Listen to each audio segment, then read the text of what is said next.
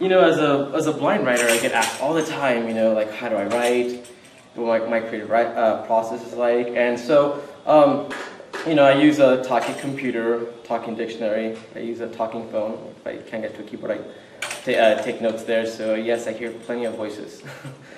And so, hearing these voices, I often have to take breaks. I call them ear breaks, and what I do is I actually play a lot of instruments or sing, and it kind of allows me to take an ear break, and then gets me back into writing fairly quickly. So I'm just going to share with you guys just a quick little song. It's actually the first song I learned to play, and the tambourine was the first instrument I learned to play when I was 5. So just a quick note right here. So it's going to be in Portuguese. It's a capoeira song. So here we go.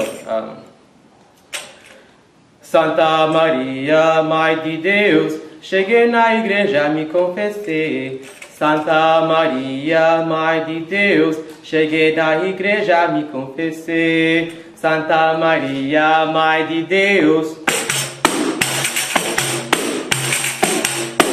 Eu vim aqui, foi pra vadiar. Eu vim aqui, foi pra vadiar. Vadeia, tô vadiando. Eu vim na pomba na areia. Vadeia, tô vadiando. Eu vim na pomba na areia. O guarda civil não quer as roupas no guardador. O guarda civil não quer as roupas no guardador. Meu Deus, onde vou guardar? Guardar minhas roupas. Meu Deus, onde vou guardar? Guardar minhas roupas. Eu vim aqui, foi pra vadiar. Eu vim aqui, foi pra vadiar. Vadeia, tô vadiando. Eu vim na pomba na areia. Vadeia, tô vadiando. Eu vim na pomba na areia.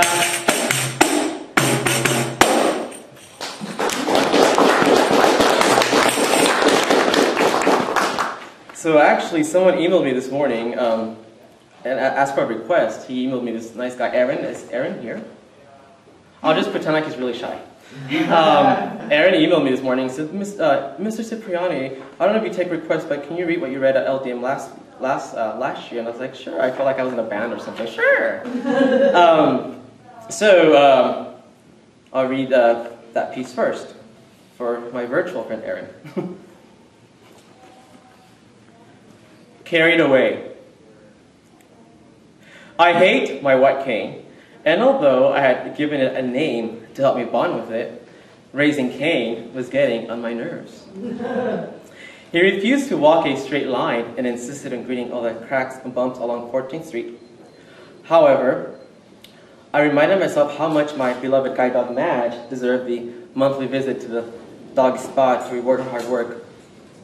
I squeezed the rubber grip on the white stick and mentally told Raising Cain that in a few hours he would go back in the closet, a place I was unfamiliar with but heard really sucked. I was preparing to cross the street and paused for a few minutes to listen to the traffic. I was about to take a step forward when I heard a man shout, "Wait, I gotcha!" I smelled citrus cologne and was stunned to feel a pair of very strong arms lift me and throw me over a muscular shoulder. I moved my lips, but my words were plain hooky and I remained mute. I could now smell the fragrance, which I recognized as a Qua di Gio. I could also feel his toned stomach with my left hand and was now hoping he would take me home. I sensed the stranger take a step on the curb and I knew my ride was about to end. The buff guy placed me on the sidewalk and scolded, "You shouldn't be crossing by yourself." "You shouldn't be crossing by yourself."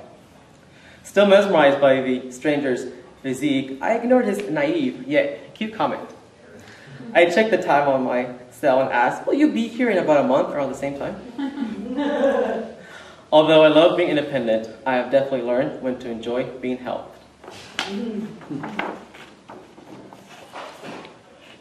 I was inspired by our yoga teacher in residence here, Tim. And so this next piece is entitled Downward Facing Dog.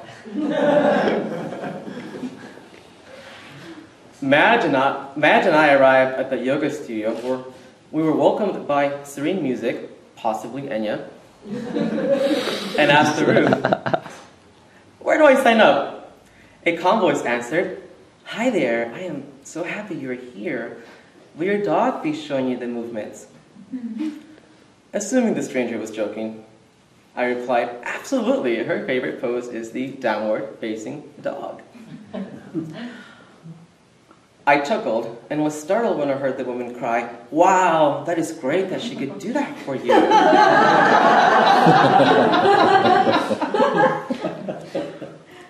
Before I could think of anything to say, the woman shouted, "Tammy, come see this guide dog do yoga."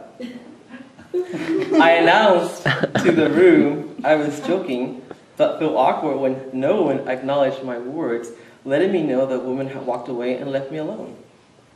Occasionally, I ran into people who take anything I say way too seriously. I think that it is hard for some to picture the blind being comical, sexy, or fun. Madge and I left the yoga studio and walked on the street. I told Madge, "There's another yoga place a few blocks down. Hopefully, they're a bunch of sillies just like us." Thank you.